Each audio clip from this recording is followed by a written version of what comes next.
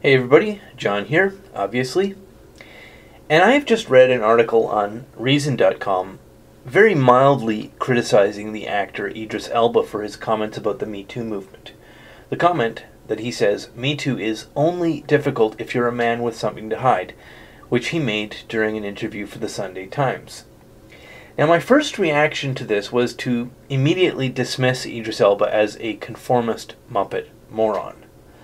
Because in the last few weeks of 2018, there really is nobody left on this planet who thinks that Me Too is a righteous cause, or who is unaware that it's a deeply ugly indulgence in the spirit of mob justice, the spitting on the idea of justice or civil rights of the individual.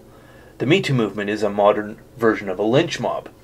And many of its advocates have openly and directly stated that any number of innocent men being condemned in haste is, for them, a perfectly fine outcome.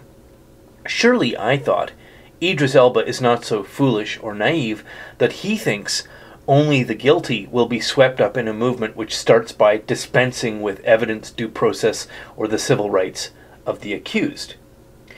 Now, the next thought I had was that Me Too is, of course, very much a Hollywood movement.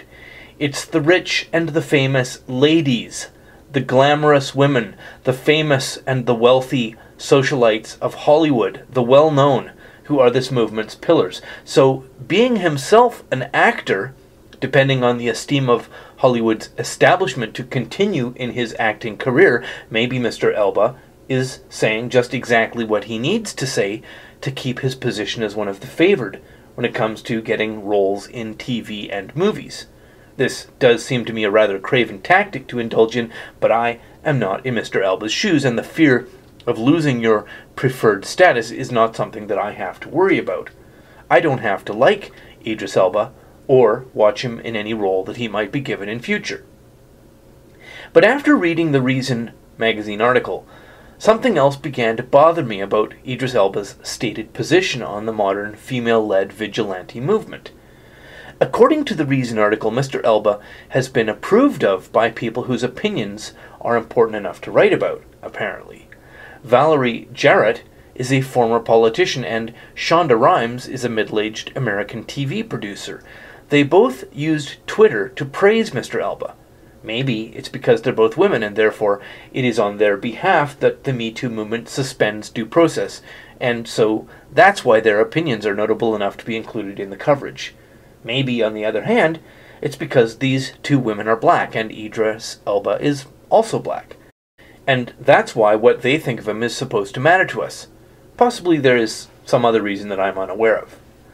Essence magazine, which I believe is a magazine devoted to being black, said that Mr. Elba's answer was, quote, perfect.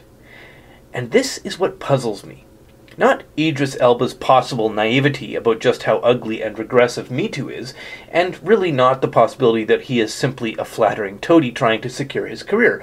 What I find most puzzling is that vigilante lynchings, particularly of black men, are, in modern times, a kind of symbol of the very worst and dirtiest elements of historical racism. Now, Idris Elba is not an American, so maybe I'm judging him too harshly, but it is America where Me Too began, and where the vigilante lynchings of black men feature so heavily in our ideas about the racist past. Not forgetting the embarrassing feature of those lynchings that they were often ignited by white women, or at least by men's reaction to white women accusing a black man of taking sexual license that he was not permitted to because he was black. And yet it is two black women praising Mr. Elba for supporting the modern vigilante movement, and a magazine devoted to blackness saying that his response was perfect. I am, of course, just a white guy, but I do find this peculiar and puzzling, to say the least. Thanks very much for listening, and as always, have a lovely, lovely day.